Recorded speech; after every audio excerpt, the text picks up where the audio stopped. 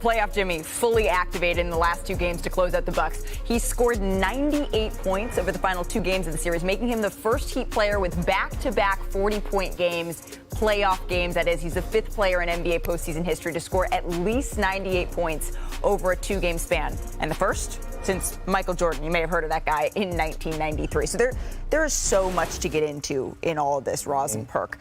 We will, but I want to stick to the Heat side of this first. What stood out to you about Miami, Perk?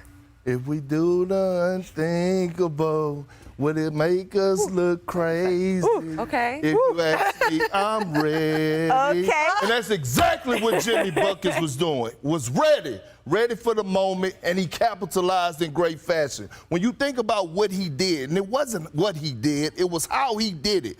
Taking on the #1 seed, Drew Holiday talking smack. He actually posted pictures of deers like it was hunting season and went out and delivered in great fashion. When you look at what he did in Game 4, dropping 56 with that huge comeback. Last night, taking over the 4th quarter, and then he letting Drew Holiday know about it. Like, this is one of the best perimeter defenders, if not in the NBA. When I look at the performance he had this series, it is one of the greatest performances in NBA history. Averaging a 38-piece throughout the series to knock off the Bucks. And you said it last night, you tweeted it last night.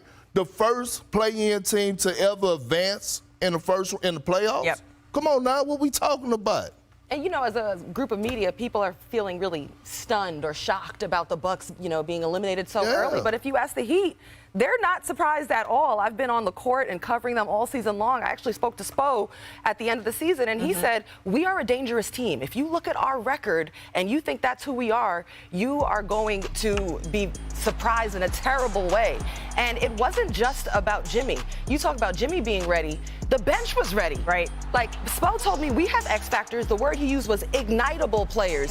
Don't let Max Strus or Kyle Lowry or Duncan Robinson see the ball go through the net a few times. Gabe Vincent was big last game. So all those guys stepped up to support the heroic performance we saw from Jimmy Butler. So that team been dangerous, and the Heat are certainly not surprised about what they just accomplished. The Heat was turned all the way up, and they were cooking because you mentioned the bench. When we saw Tyler Hero get hurt, it was sort of like, okay, how much life is that going to take out of Miami? It wasn't a whole lot, particularly when you get 42, 8, and 4 from Jimmy Butler. That's tied for the most points in a series-clinching win in Heat playoff history. But then there's the other side of all of this. So let's take a listen to head coach Mike Budenholzer on the end of regulation and overtime for the Bucks. You had a timeout with half a second left and you didn't call it. What was the thought process there? Yeah, we need to call a timeout there. And then in overtime, I know you like to play without calling the timeout. Was there any part of that possession where you thought maybe we're not getting something, we need to take a timeout? No. Giannis attacked. Giannis got the ball to Chris. Chris attacked. That's how we always play. It's been very good for us. And, we weren't able to convert it tonight. Would you have liked to have defended Jimmy more one-on-one? Yes. Out of respect, you gotta let the coach, make the adjustment. And we have our best defender on him. But obviously this conversation with Drew, whenever he gets tired, I can, take him. But he's so competitive, plays so hard, and he wanted to take the challenge. But at the end of the day, I wish I could guard him more, for sure. Welcoming in our senior writer Zach Lowe into the conversation because, Zach, I'm flabbergasted. I mean, still this morning, the lack of timeouts, the fact that the Bucks led by double digits entering the fourth last 2 games, right? And then the Heat had lost 51 straight games when they entered the fourth trailing by double digits, and then they just won twice in a row. Can you help me here? How did this happen? Can I help you? Please. No, I need someone to help me. Look, when a #1 seed at home with a 2-time MVP facing elimination loses a 16-point lead in 12 minutes or less, 2 things happen. The trailing team plays its butts off, and you guys covered that. We might never see a player play a series any better than Jimmy Butler just did on both ends of the floor. But the leading team also collapses, and there's just no way to sugarcoat it. This was a complete collapse from the Milwaukee Bucks on offense, and it's the kind of loss that you're never the same after. The Bucks will never be the same again after coming apart like this. To not call a timeout at the end of regulation, to not get a shot off at the end of the game, to hot potato the ball out of bounds because you don't want to get fouled and almost throw your season away in the process.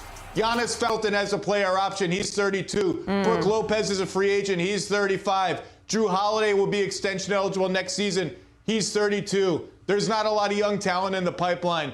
This is an all-time jaw on the floor stretch of basketball from the Bucks last night. There's just no other way to put it. Roz, when you look at the future for Milwaukee here, what do you see? Well, I see a Milwaukee team that, has all their eggs in this basket. And for me, as somebody who was like on sidelines for this series and covering it, I mean, I was actually on my way to supposed to be going to Miami to work Game 6. Jimmy put an end to that, and I'm glad to be here with you guys today. We are too. But I was really just focusing, I was compelled by the matchup between Jimmy Butler and Drew Holiday. And there was a lot of familiarity in that matchup, and Drew is certainly an excellent defender. It wasn't for a lack of effort, but it seemed like they really had each other's card, and that didn't work out for Drew. It was Jimmy's advantage. So in speaking with Drew, he understood that it was Jimmy was going to get to the basket, that he was going to get to the free throw line. He even said, he admitted that Jimmy was stronger, that he could cut in front and behind him. And for me, like, you hear at the end of the game on this play that set the game to overtime, Jimmy had familiarity and the ability to anticipate and predict what was coming from Drew Holiday. He said he wasn't going to shoot the gap, that he was going to get physicality, and therefore he knew that Drew was going to be trailing him if he was able to turn the corner. So he was able to call and ask for that play, and that ability to feel comfortable within a matchup that is tough was bad for the Bucks. And usually you see a star player, they said we're going to throw different bodies on you, keep him uncomfortable, show him crowds and bodies. A lot of times, Drew was one-on-one in a situation where Jimmy's on a heater. He played 47 minutes last game, plus he's got to run your offense on the other side. I think fatigue could have been a factor too. Let's zoom back out. Brian, I understand that your mic may be working now. What do you think this all means for Milwaukee? Well, they were facing a very difficult situation this summer, even if they had won the title, because they have, as Zach mentioned, they have guys in their 30s who need to get paid, and they have Giannis, who's in his 20s, who has a contract extension situation. I think it is unlikely that Giannis extends his contract this summer. He does have 2 years left, but with everything that's going on with the team, and considering that there is new ownership, that makes it very difficult. And the Bucks are headed into the repeater tax.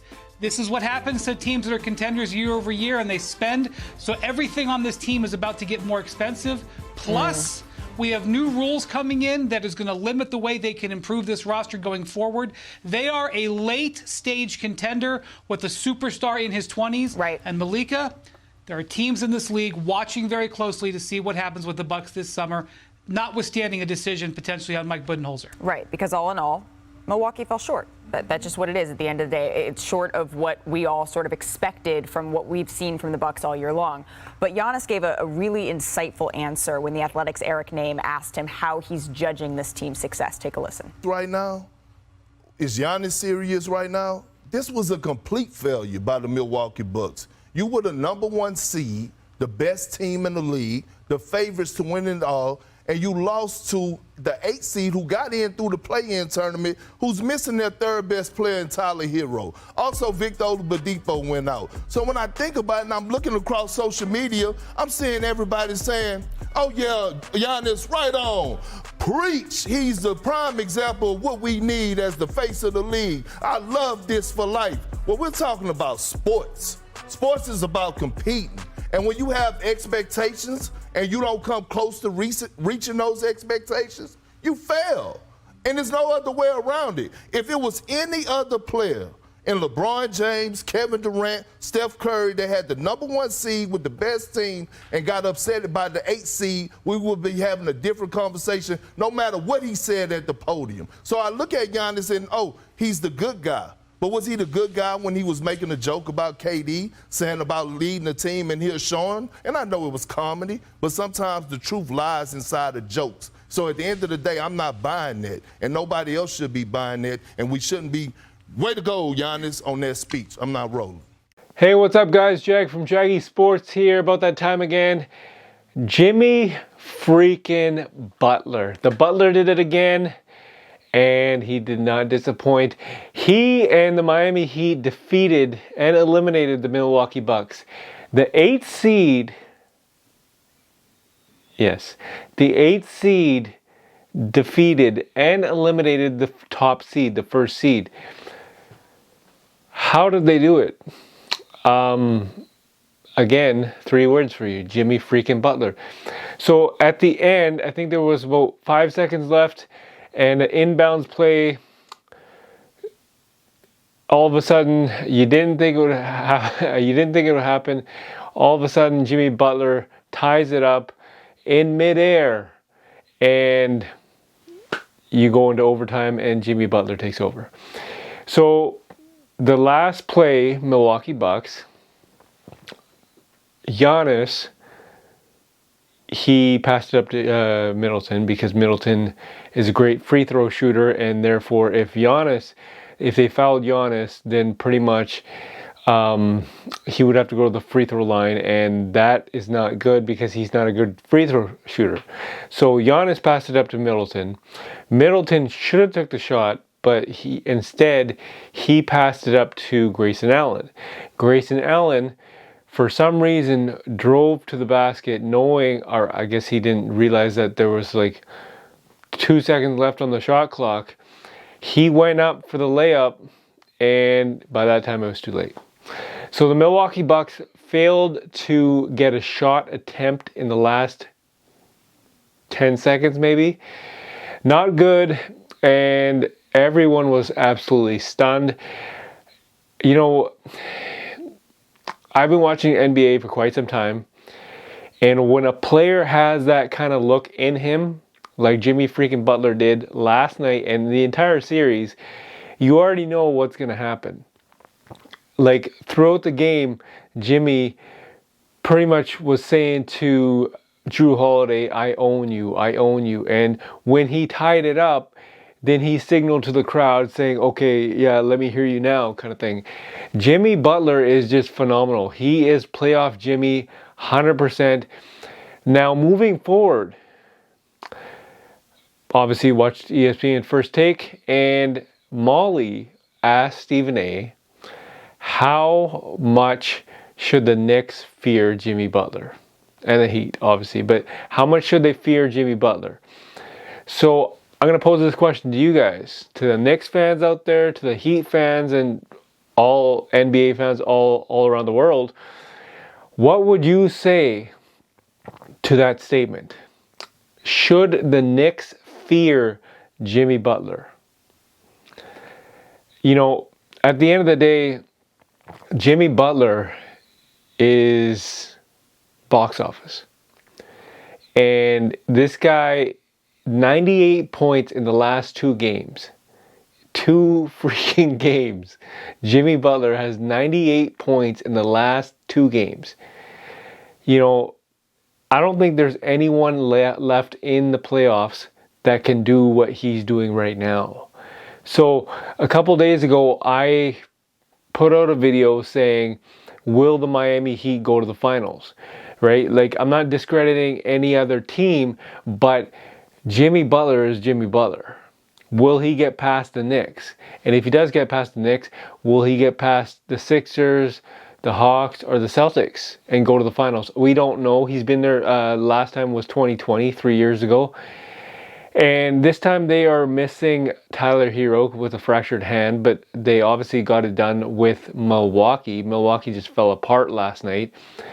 So moving forward, like I said, the Knicks defeated the Cavs last night.